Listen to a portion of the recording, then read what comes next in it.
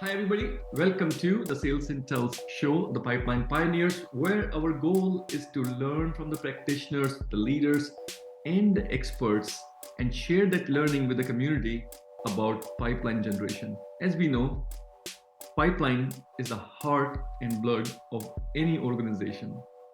And building pipeline is a team sport. It's not just the responsibility of a BDR organization or the marketing organization or the AEs.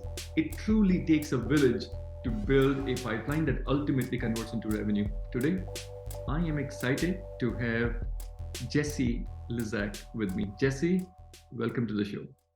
Thank you so much, Manoj. I'm honored to be here. Jessie, to kick things off, why don't you tell the audience about yourself and how, in your role, do you impact the pipeline generation for yourself, or I believe you also consult with other companies, right, for their businesses? Sure. Well, thank you for that. Yes, I am currently the founder and CEO of Reveting, and I guess you could say we're a marketing agency. And what we're doing is helping businesses build their pipeline by getting more inbound through connecting person to person at scale via live streaming, podcasting, and marketing. And so I help businesses create their shows. And what I do that's different than most shows is I encourage them to record live. And when they record live, we broadcast it to LinkedIn, YouTube, Twitch, Facebook, Instagram, all the places that they exist. And then we take that content and we use AI and we repurpose it into short form video, into newsletters, into blogs. And so basically I say, I'm just a lazy marketer because what I like to do is get the face of the company, someone like yourself, someone who is an executive at the company, and get them on camera. And when we can get them on camera, a lot of the times there's a lot of value in what they're saying. So marketing teams often don't have access to the CEO, or they don't have access, the content creation teams don't have access to the founders or the board or those faces. So when we can get them on camera, the marketing team has a bunch of gold basically that they can take and make things with. And so that's basically what I do is I encourage people to go live and start a podcast and start repurposing their content. It's all just about reducing, reusing, and recycling, because AI cannot create authentic humans. Content, yeah. I'm with you. There's plenty of unauthentic content going around with the chat GPT. So be authentic, come on the camera, communicate with your buyers, right? Yes. That's awesome. So, Jesse, last year was hard for lots of companies, right? Not enough pipeline. The pipelines were not healthy. As a result, lots of companies missed their target. Not to mention the macroeconomic headwinds were not favoring us, right? So, when you look back at 2023, is this something that comes to mind with the benefit of hindsight to say, you know what? I wish I had done things differently. And what was the learning from that? Last year was a really hard year, and it was the year I started my business. So I opened my LLC in January of last year and took a big risk. So it was really a hard year. And when I first got started, I was focusing on LinkedIn ghostwriting. And my biggest lesson in that hard year was LinkedIn ghostwriting was going really well financially. But for me, it was very hard to do 5 posts a week for multiple people by myself. And I was doing it and I was staying up late. And so I ended up having a gallbladder attack, and everything's fine now. But what I learned was that if I don't like something and I can feel that it's off, even if it is a scary year, you still need to stay in alignment with what you're doing, because it's not healthy to keep pushing just for the dollar. So I was so scared of, losing more clients, or I was, if I only have 5 clients and I'm doing ghostwriting for them, if I lose one, then I'm down to 4, so what if I don't want to knock one off, because then what if they leave? But really what I should have done is been more realistic about the work I was taking on. And I would say, in those hard times, really focusing on your top customers, finding those who are not only just paying you the most, but also they understand you. They understand your value. They communicate well with you because in those tough times, the ones who don't understand you and they don't understand the value and they question what you're doing, it actually comes at a greater cost, both financially and health wise. So I guess that would be my suggestion for like in the tough year, what I think I could have done better is really just focus more on my biggest customers and not stressed as much about those who I needed to continue selling even after I sold to them. Yeah. So ideal customers, right? Yeah. That's great. So focusing on your ideal customers. That's awesome. So, new years, new budgets, new initiative, new experiments. So what are you excited about for 2024? For 2024, I am excited about, well, we live in a new age, right? So someone like me can create technology. And so that's what I've done. I've created a Chrome extension, and it's an alpha phase, so I'm only using it for myself now. And my Chrome extension allows me to collect data from my live streams. Otherwise, sponsors will say, how much money or how many views did you get from this one episode? Mhm. And then I'm going into YouTube and I'm going into LinkedIn and I'm going into podcast channels, multiple podcast channels, pulling it all into one spreadsheet. And then those numbers are constantly growing because people are watching as we're speaking, and Sure. so I couldn't do it anymore. So I created a Chrome extension that could pull that data into a dashboard for me.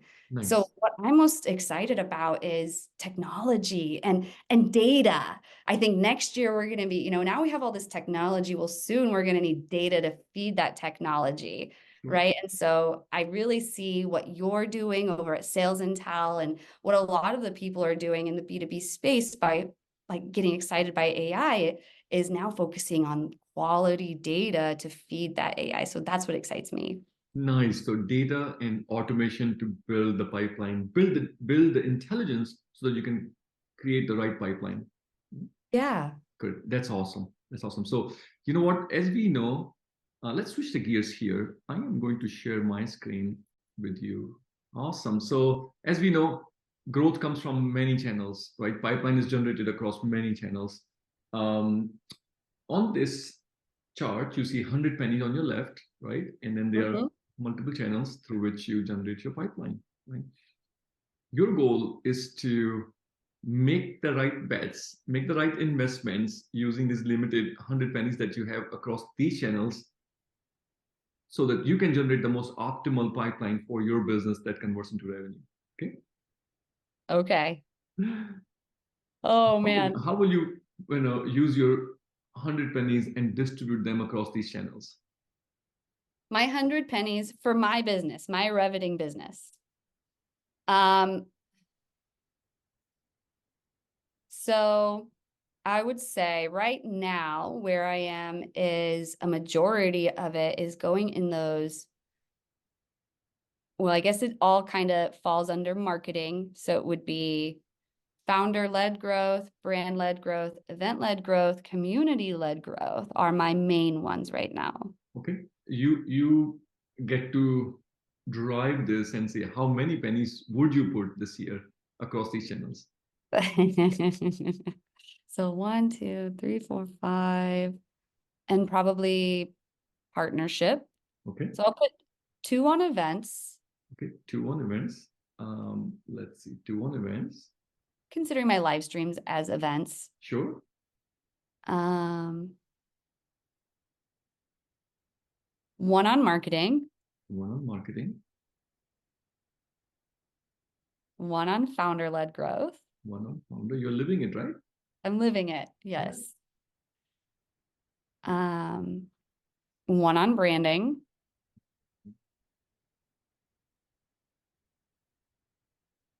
1 on partnership, and I probably should put 2 on community because I run multiple communities. Yeah. Yeah. I Uh, would love for you to double click on the communities. We'll come back here in a second. Um, and you have two more coins here, 20 pennies. oh, I have to put 1 on product because I did Yeah. spend a little money on my Chrome extension. Yeah. Um, I don't want it. So for sales, like, man, I need to invest more in sales. I would love to have someone to do sales for me. But right now that's just not the reality. So I will say, but I guess I consider all of that stuff sales. So when I'm having a live stream, like that's sales because I'm sharing my affiliate links and stuff like that. Mhm. Um, Customer-led growth, I'm not there yet. So I'll probably have to put that second penny back on founder-led growth. I think those three are where I'm really focusing the most. This is great. This is great. Um, I would love for you to double click on the community, right? How, Okay. how are you leveraging community to help generate the pipeline for your business? Yeah.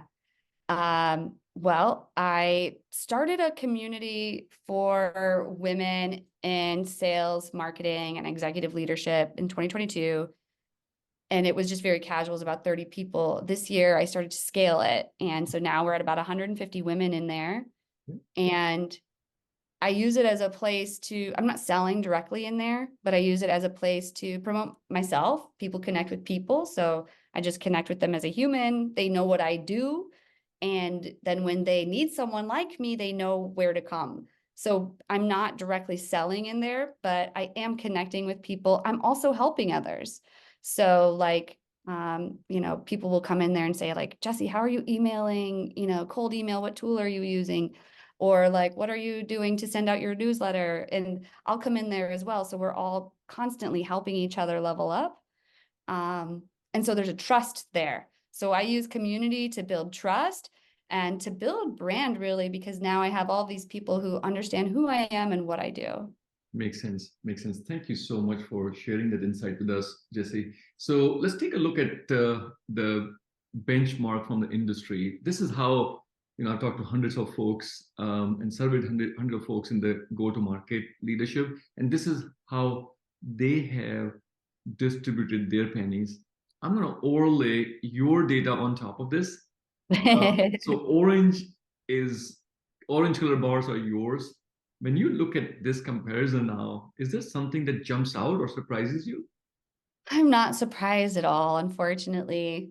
I think sales led, I don't want to say it still plagues us. But to me, I think of sales led as the strategy we used before data was so accessible. Yeah. And we needed those humans to go out and go one-to-one hunting and find prospects.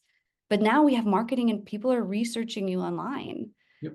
and they want to be entertained. So I'm not surprised. I don't know. Many companies, I think, are still stuck in that 2010 model.